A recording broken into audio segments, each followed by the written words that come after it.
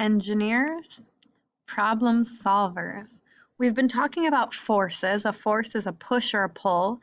We've talked about weak forces and strong forces, and we've talked about balanced forces. Remember, a balanced force means they're the same. Unbalanced means they're different. Balanced forces stay put, they don't move. Unbalanced means there's a change in motion. We've even talked about net force. Remember, that's all of the forces added together. And remember, when they're the same, they cancel each other out, so the net force is 0. Today we're going to talk about everyday forces. What are everyday forces? Everyday is actually one of our spelling words, and it's one of our compound words, which is really cool. So let's open up your science books to page 94 to learn about everyday forces. The first word on there is a new word, friction. Some of you have used that word before, friction. And some of you, that might be new for you. On the slick, wet surface of a water slide, you glide along easily and smoothly. Think about that. Going down a water slide, you just slide right down. But if you sat down like that on a dry, hilly sidewalk, you wouldn't move at all. What's the difference? Why do you slide down a water slide? But on a dry, hilly sidewalk, you just sit. Well, friction against the sidewalk stops you from sliding. Friction is a force. Friction is a force that opposes motion. It goes against it. Friction is a force that opposes motion between objects that are touching. Rub your hands together quickly. Keep going quickly, quickly, quickly, quickly, quickly. Do you feel that? They soon feel warm because of friction between them. Okay, that's friction.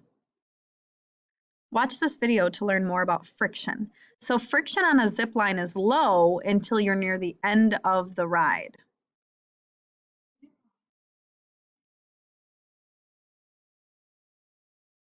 I'm going to do this, and I'm going to do this so you can see it a little bit better. So the friction's really low right now because the rider's just sliding down. Very little friction because he's just moving.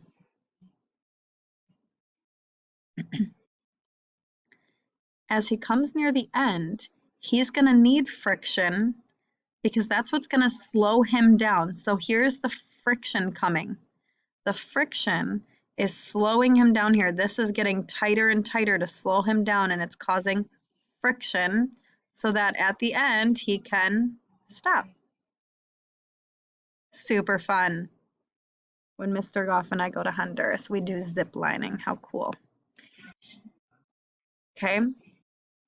Friction is low when a bobsled speeds down swiftly down its icy track. So notice there's almost no friction. It's just sliding down that hill like crazy. No friction because it's just sliding down. Whereas if you were on a sidewalk, there would be a lot of friction because it would be stopping you from moving. So this has low friction.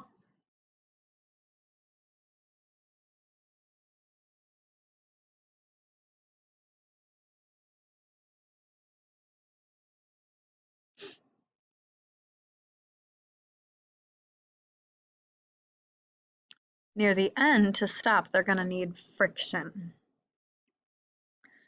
So on page 95, you have a chart. It says below is a chart of items that are used for moving around. They are sorted by whether they have low or high friction against the surfaces on which they are used. You're going to end up adding your own to the list. So the first one is ice skates. This is the item. This is the surface that they're on. And you need to decide if they have high friction or low friction. Ice skates are used on the ice, obviously. So think about that ice slide that we saw there. Was that high friction or low friction? That was low friction because they were moving without stopping. So that's low friction. Oops. Hiking boots. What surface would you use hiking boots on? Where would you use hiking boots? Well, you use hiking boots when you go hiking, so you're going to be in the grass or in the dirt or maybe on rocks. Is that high friction or low friction? I'm going to compare that to the sidewalk because there's a lot of bumps and grooves, so it's going to be high friction. Those holes or the dirt or the rocks are going to slow you down, and that's a form of friction. What about snow tires? Snow tires are meant for cars. You put them on your cars in the winter so that you don't slide on the ice. So you don't want it to be like the ice skates. You don't want to slide. You want to stop yourself from sliding. So the surface is going to be on snow or ice, but it's going to be high friction because the tires are going to stop the car from moving. Not like the ice skates where it keeps it moving, it's going to stop it. Now it's your turn. You have 3 boxes in your chart. Choose an object, anything that involves moving. Determine the surface that it's used on, and then decide, is it low or high friction? Okay, so pause this video and fill out the rest of the boxes. You have 3, so you're choosing 3 items. Now we're moving on to number 10 on page 95. It says, choose the correct words to complete the following statements.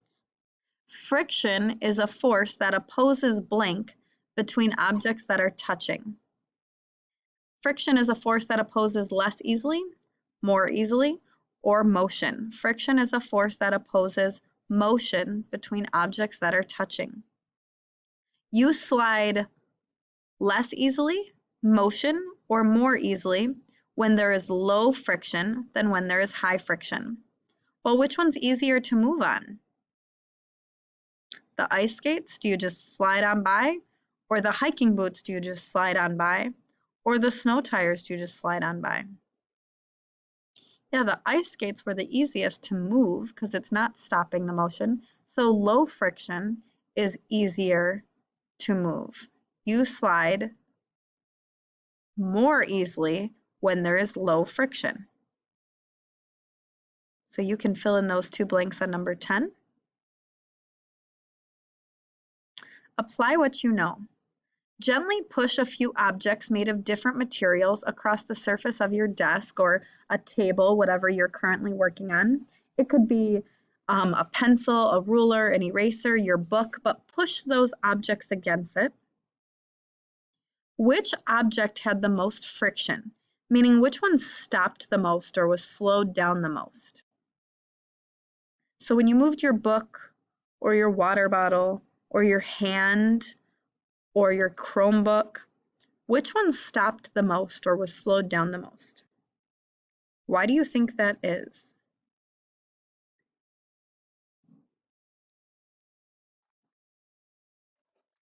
All right, let's turn the page to page 96. Birds of prey. Gravity, there's another vocab word. Gravity is the force that pulls things down toward the center of Earth.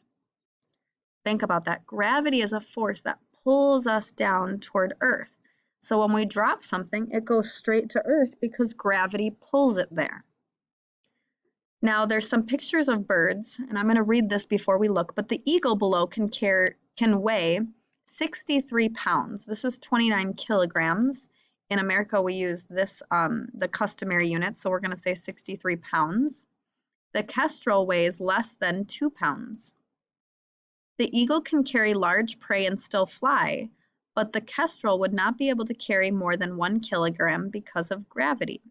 So you have to think the birds have to be able to fly, and that's using a force. And then they're trying to carry things as they're flying.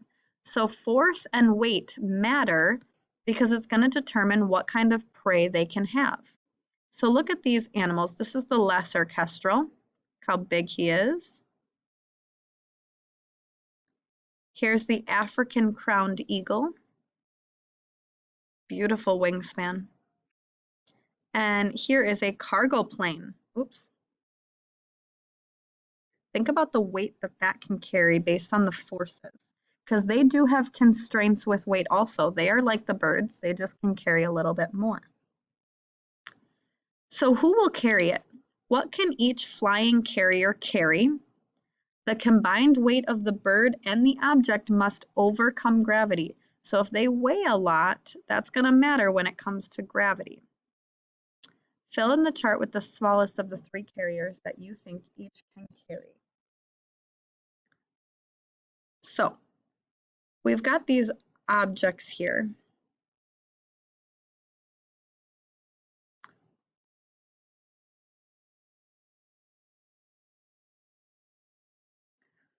So we're going to start with the smallest of the animals, which is the lesser kestrel. Think critically here. Would this bird be able to carry another bird the same weight as him? No, that would be quite a big feat. Okay, I'm going to move this over if I can, because we're going to, oh, I can't. What about the branch? Could this, the smallest of the three, could he carry the branch? I'm going to say yes, because it's only 1 kilogram. And he, if we look back, it's up here. The kestrel weighs less than 2 pounds. So the kestrel would not be able to carry more than 1 kilogram.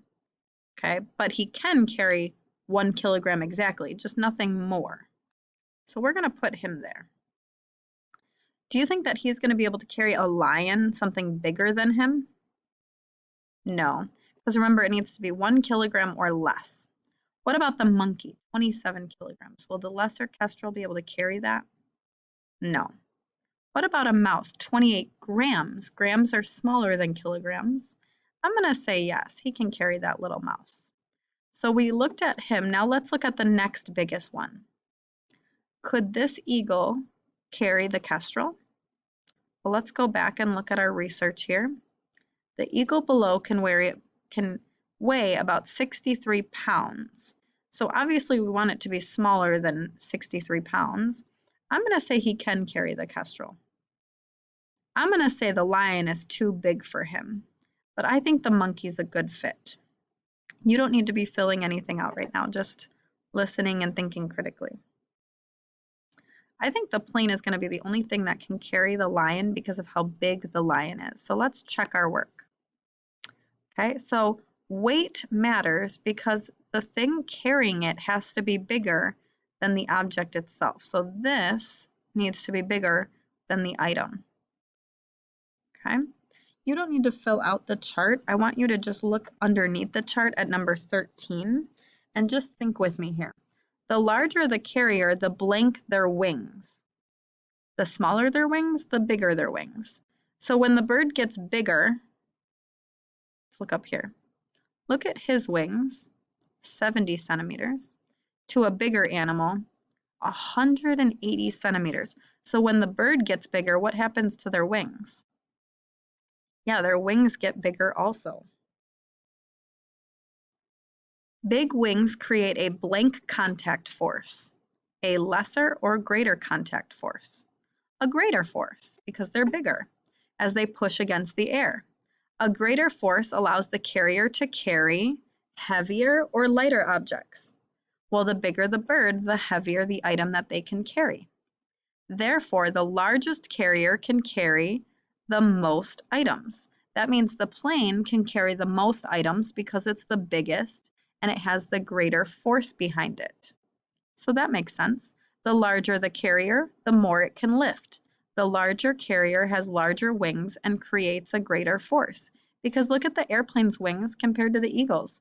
They're much, much bigger. We can even look up here at the wingspan. Much, much bigger. So weight matters. Now think of 5 things you do that involved lifting something up against the force of gravity. What are things that you lift? Are they smaller than you or bigger than you? Yeah, they're smaller. Number 14, write some things that you carry against gravity. And that's it for today. Engineer, problem solver.